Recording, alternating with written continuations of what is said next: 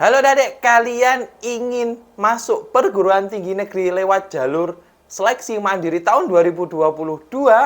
Maka simak video ini dari awal sampai akhir karena ini adalah gelombang terakhir adik-adik mendaftar di seleksi mandiri tahun 2022.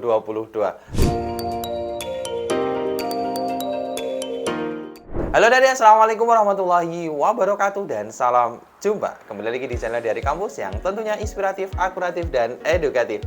Halo adik kelas 12 SMA maupun SMK di seluruh Indonesia, bagaimana kabarnya hari ini? Semoga kalian diberi kesehatan, dimudahkan rezekinya, dan tentunya tetap semangat meraih kampus impian kalian di tahun 2022 ini. Amin amin ya robbal alamin.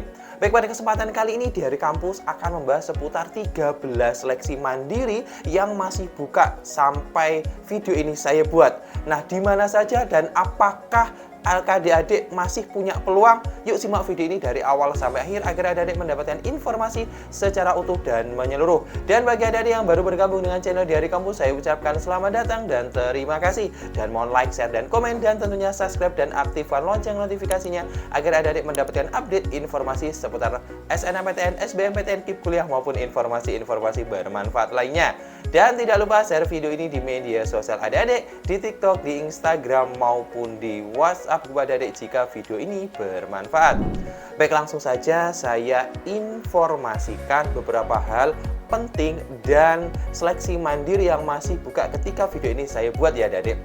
Nah adik-adik, perlu diketahui bahwa yang akan saya tampilkan nanti adalah berbagai jadwal jalur seleksi mandiri, entah itu S1, D4, D3, dan insya Allah akan tidak ada seleksi mandiri di tahun ini lagi. Karena ini merupakan menurut saya seleksi mandiri yang sudah terakhir di bulan Juli di Agustus ini. Karena setiap tahunnya maksimal di bulan Agustus adik-adik harus sudah melakukan atau registrasi untuk perkuliahan tahun ajaran tahun 2022 dan tahun 2023 ya adik-adik.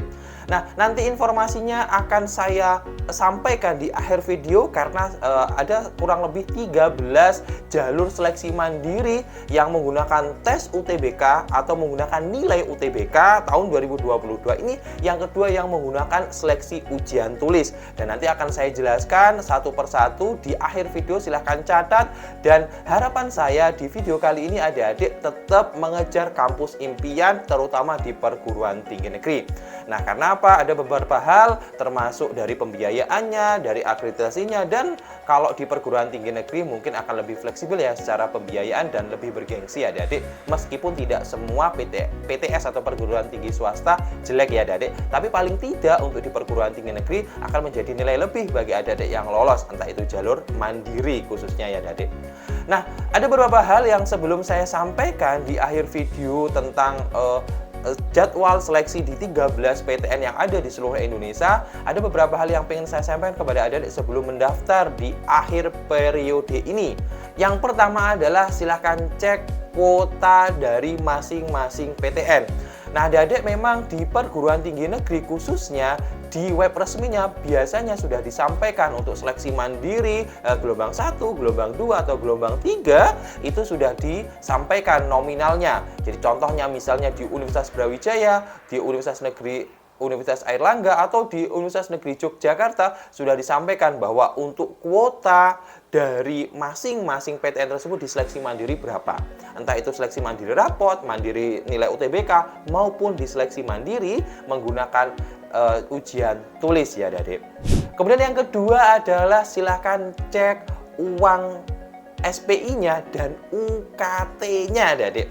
Nah adik-adik perlu diketahui bahwa seperti video-video saya sebelumnya bahwa di seleksi mandiri ada beberapa PTN yang menerapkan uang kuliah tunggal saja seperti UI, UGM maupun di Universitas Negeri Jakarta ya adik-adik.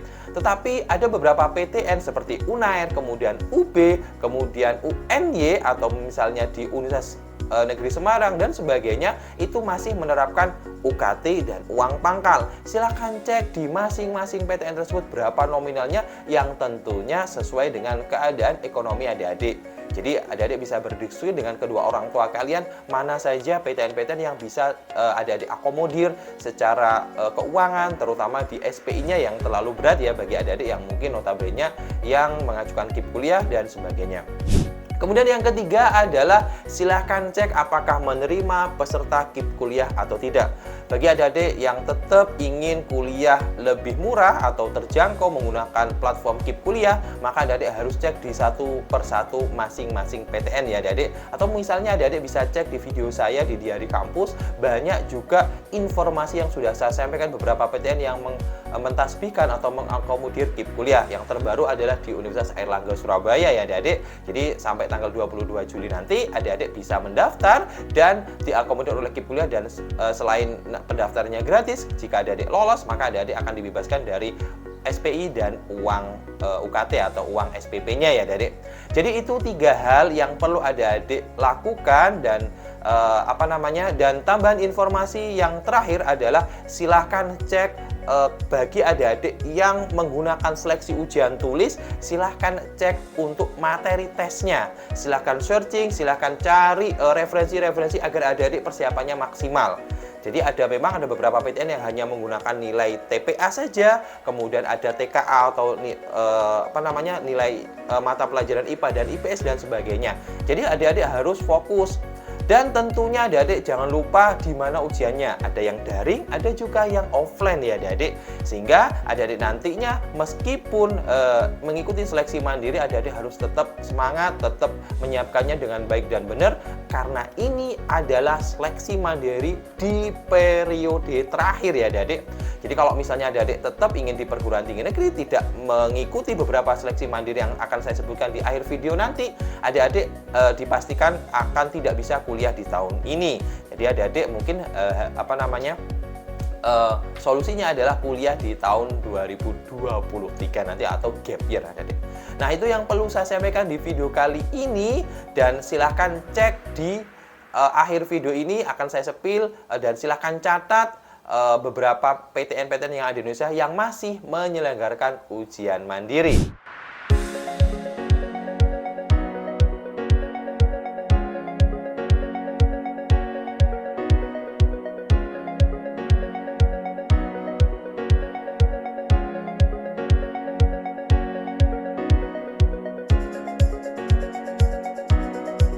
Nah, itu adalah seluruh PTN-PTN yang menyelenggarakan seleksi mandiri, yang kurang lebihnya ada 13 PTN menggunakan nilai UTBK dan nilai ujian tulis. Oke, dari saya, wassalamualaikum warahmatullahi wabarakatuh, dan salam jumpa.